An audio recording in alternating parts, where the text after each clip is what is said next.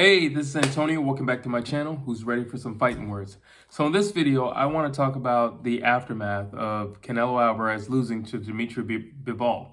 And, it's funny if I hope you all notice that I have a bit of a trend where I don't initially make videos. I don't initially comment on fights.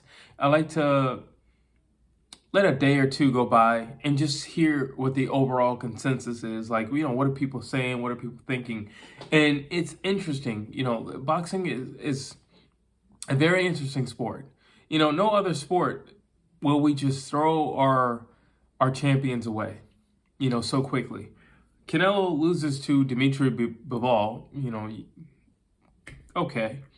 He loses, and he definitely lost. He lost the fight. Dmitry Bivol just overall outpointed him, he won the fight. In which case, I kind of figured he would. Too big, too elusive, too strong, too active, and he's been around the block. And every video that I speak about Dmitry Bivol, you can't get around the fact that he's had 268 amateur matches. Well, won 268 amateur matches. It's even more than that.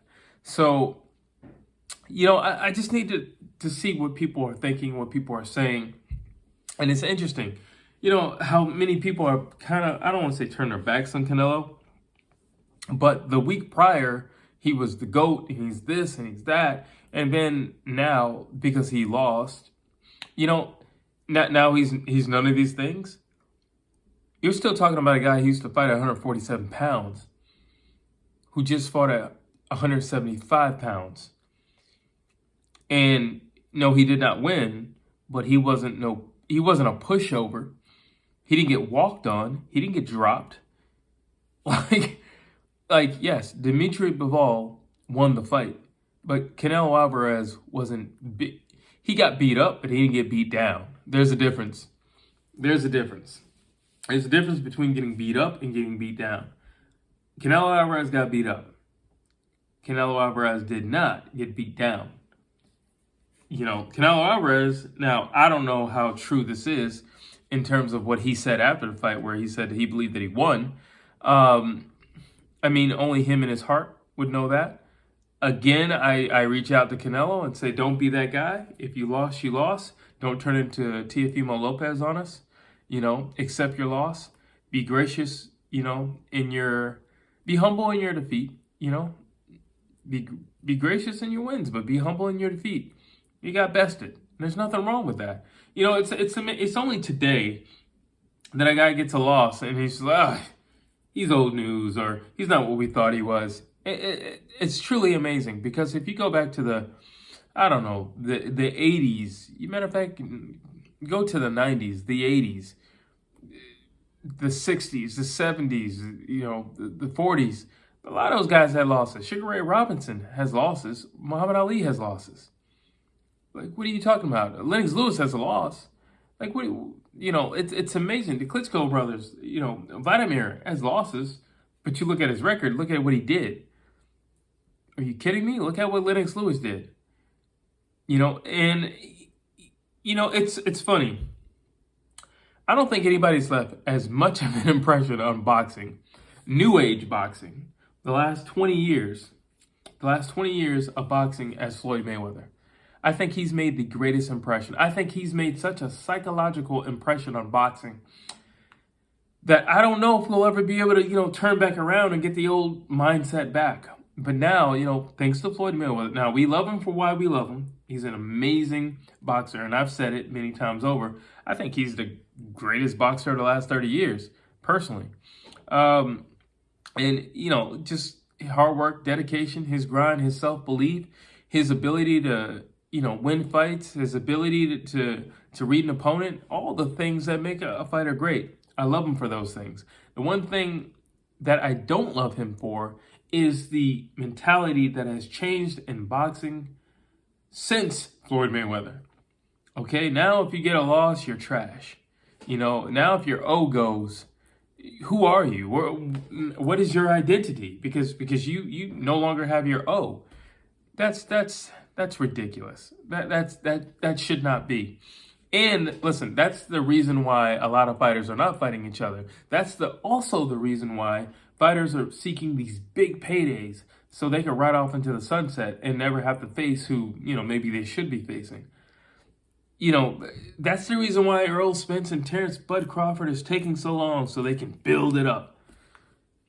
But who suffers? You do, so do I, because I want to see those guys fight.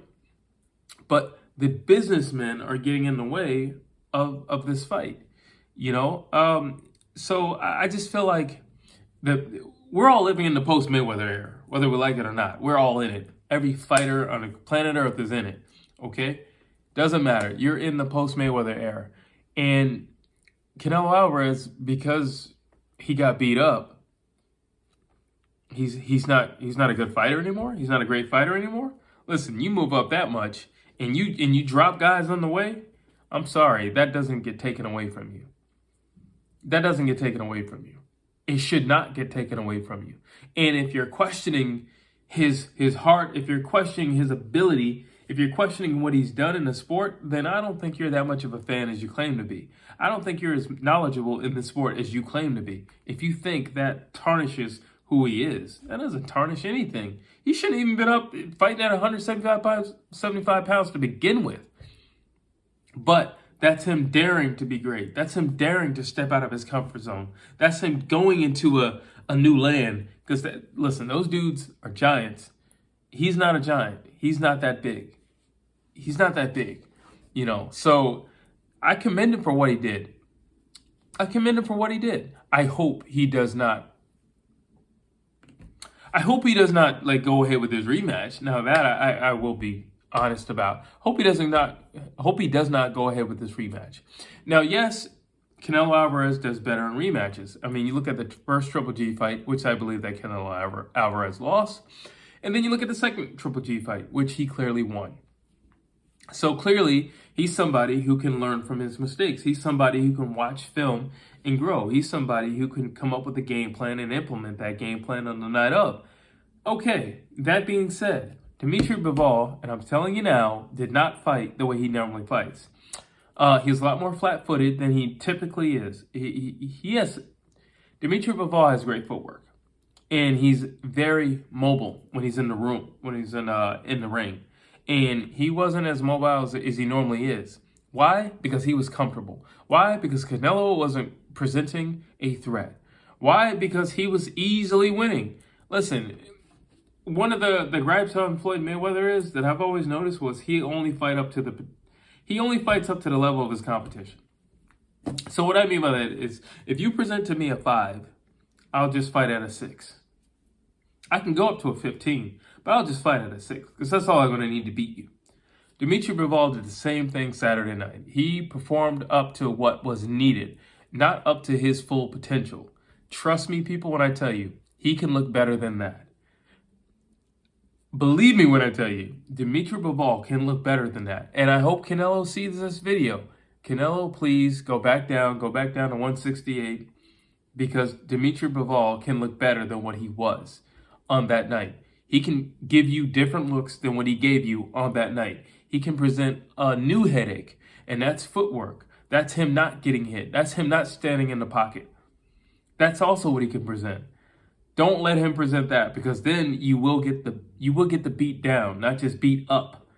Okay, so I think I commend Canelo for fighting Dmitry Bivol, but I think the buck stops here. I don't think he needs. Listen, you better not fight Beterbiev. Just do not do that. Things on your don't do list, Canelo. Don't do that, and don't have this rematch with Bivol. Just don't do that.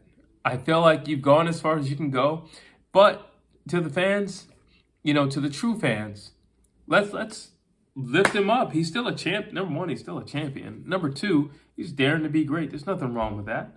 There's nothing wrong with that. Every challenger who faces a champion is daring to be great. How do you become champ? By daring to be great. So there's nothing wrong with that. There's nothing wrong with that at all. So let's not knock him down. Let's pick him back up. Let's also celebrate and congratulate Dmitry Bivol. But at the same time, Canelo's still one heck of a fighter, and we need to show him the respect that he deserves. Because the reality is he's not going to be here forever, and we need to acknowledge what he's done and what he's attempting to do in the moment. And let's not wait like most fighters have to do, and wait until, you know, they're out of shape and they're slow of speech or whatever the case may be. And then you want to say, oh, you were a great fighter. We don't want that. You know, give it to him now. Give him the respect that he deserves now. Give him the love and admiration that he deserves now.